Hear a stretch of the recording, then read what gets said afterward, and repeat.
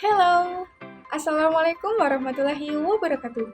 Perkenalkan, saya Putri Novalia Wulandari, mahasiswi Pendidikan Biologi UIN Raden Intan Lampung, kelas Biologi E dengan NPM 1811060050. Di sini, saya akan menjelaskan mengenai evaluasi kurikulum untuk sebagai pemenuhan tugas ujian akhir semester pada mata kuliah pengembangan kurikulum yang diampu oleh Ibu Aryani Dwi Kesuma Wardani MPD. Mari disimak.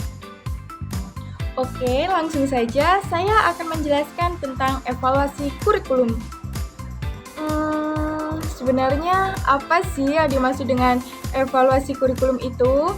Nah, jadi evaluasi kurikulum adalah proses penerapan prosedur ilmiah untuk mengumpulkan data yang valid dan reliable untuk membuat keputusan tentang kurikulum yang sedang berjalan atau yang telah dijalankan. Sedangkan menurut Tyler, evaluasi kurikulum adalah upaya untuk menentukan tingkat perubahan yang terjadi pada hasil belajar.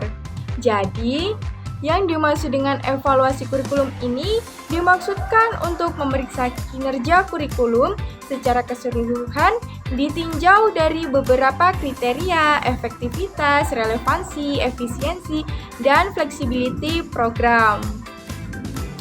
Nah, sekarang sudah tahu kan apa yang dimaksud dengan evaluasi kurikulum? Untuk itu, kita juga perlu mengetahui apa saja tujuan diadakannya evaluasi kurikulum itu sendiri. Jadi, tujuan evaluasi kurikulum yang pertama yaitu ditujukan sebagai sarana perbaikan program. Dan yang kedua yaitu bertanggung jawab kepada berbagai pihak, misalnya seperti pemerintah, masyarakat, orang tua, dan lain-lain. Kemudian, yang ketiga yaitu ditujukan untuk menentukan efektivitas suatu kurikulum atau program pembelajaran. Yang keempat, untuk menentukan kelemahan atau keunggulan kurikulum atau program pembelajaran. Dan yang terakhir yaitu untuk menentukan tingkat keberhasilan pencapaian hasil belajar peserta didik. Selanjutnya ada prinsip-prinsip evaluasi kurikulum. Nah, prinsip yang pertama yaitu tujuan yang jelas. Tujuan ini pada dasarnya untuk memperoleh informasi yang akurat sebagai bahan untuk menetapkan kebijakan dalam kurikulum tersebut.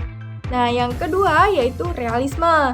Kurikulum harus cukup realis, artinya dapat dilaksanakan sesuai dengan kondisi dan kemampuan yang dimiliki.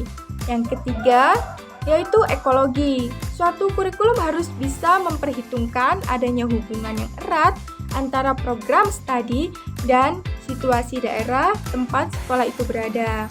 Yang keempat yaitu operasional.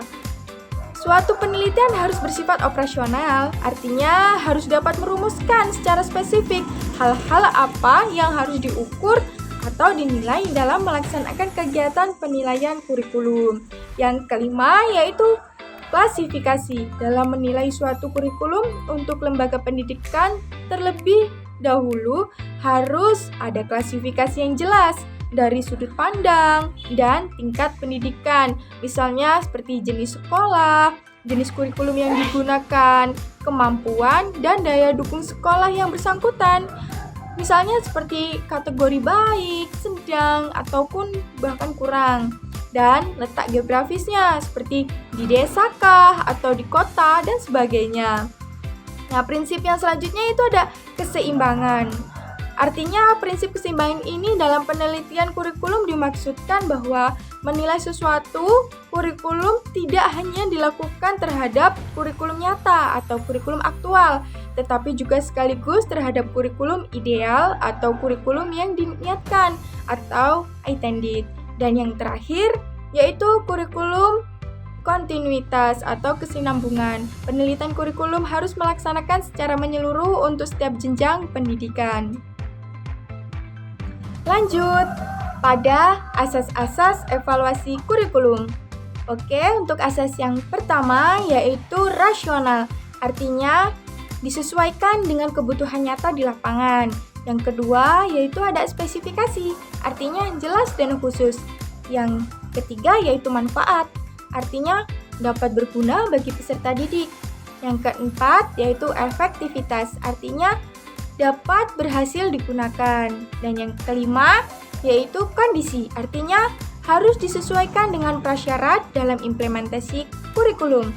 Nah, yang keenam yaitu ada praktis, artinya dapat menjadi pendukung pelaksanaan kurikulum nantinya. Dan yang terakhir yaitu diseminasi, artinya setelah dilaksanakannya evaluasi kurikulum, ada perbaikan kurikulum berikutnya. Adapun langkah-langkah umum dalam pelaksanaan evaluasi kurikulum yaitu yang pertama, kita perlu mengidentifikasi tujuan evaluasi kurikulum, yaitu apakah untuk formatif, artinya memperbaiki bagian tertentu dari kurikulum yang sedang dikembangkan, atau sumatif, artinya mengevaluasi hasil kurikulum. Tujuan akan mempengaruhi masalah dan data yang akan dilihat dan dikumpulkan. Kemudian langkah selanjutnya dilanjutkan dengan mengevaluasi karakteristik evaluan, yaitu apa yang menjadi ciri umum dan ciri khusus kurikulum. Contohnya, seperti ketika sedang menggunakan kurikulum 2006 berbasis kompetensi atau kurikulum 2013, apakah yang menjadi ciri umum dan ciri khususnya? Nah, langkah yang selanjutnya yaitu mengumpulkan data, yaitu pengembangan instrumen dan administrasi. Pelaksanaan pengumpulan data ini sifatnya sangat mendetail. Nah, kemudian langkah berikutnya yaitu pengolahan data. Data yang diperoleh akan diolah dengan menggunakan teknik tertentu. Setelah data diolah, barulah pembuatan laporan hasil. Adapun ruang lingkup evaluasi kurikulum mencakup dua hal, yaitu evaluasi sebagai program atau dokumen dan evaluasi kurikulum sebagai suatu proses. Evaluasi kurikulum sebagai program atau dokumen ini mencakup atas evaluasi tujuan pendidikan, evaluasi terhadap isi atau materi kurikulum, evaluasi terhadap strategi pembelajaran, dan evaluasi terhadap program penilaian. Untuk mengevaluasi tujuan pendidikan, seorang evaluator dapat mengajukan pertanyaan seperti apakah tujuan setiap mata pelajaran diarahkan untuk mencapai tujuan lembaga sekolah? Atau apakah tujuan itu mudah dipahami oleh guru? Dan pertanyaan-pertanyaan yang sejenisnya.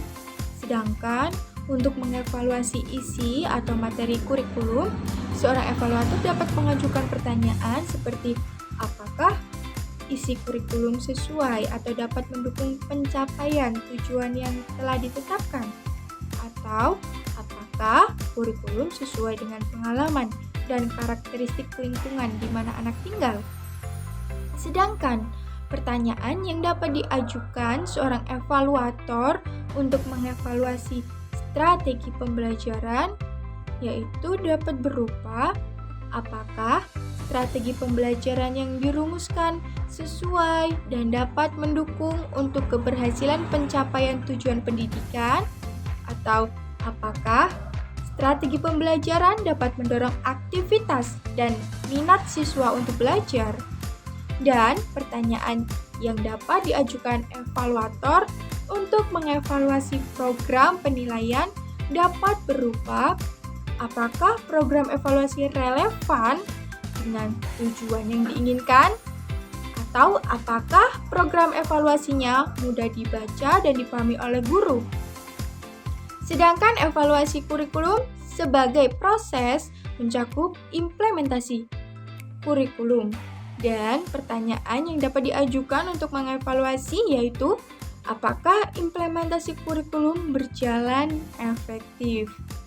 Setelah saya memaparkan materi evaluasi kurikulum, kita juga perlu mengetahui apa fungsi dari evaluasi kurikulum itu sendiri. Menurut para ahli, fungsi evaluasi itu sangat beragam. Seperti menurut Tyler, evaluasi kurikulum berfungsi untuk memperbaiki kurikulum, yaitu melalui hasil belajar dan evaluasi produk. Jika menurut Kronberg, evaluasi kurikulum berfungsi untuk memperbaiki dan memberi penghargaan. Sedangkan menurut Scriven, fungsi kurikulum dibagi dalam dua kategori, yaitu fungsi formatif, atau artinya dilaksanakan apabila kegiatan evaluasi diarahkan untuk memperbaiki bagian tertentu dari kurikulum yang sedang dikembangkan. Sedangkan fungsi yang kedua yaitu fungsi sumatif, artinya dilaksanakan apabila kurikulum telah dianggap selesai pengembangannya atau evaluasi terhadap hasil kurikulum. Jadi itulah penjelasan saya mengenai evaluasi kurikulum. Apabila terdapat kesalahan dan kekurangan, saya memohon maaf yang sebesar-besarnya. Sekian dan terima kasih. Saya akhiri. Wabillahi taufiq wal hidayah. Wassalamualaikum warahmatullahi wabarakatuh.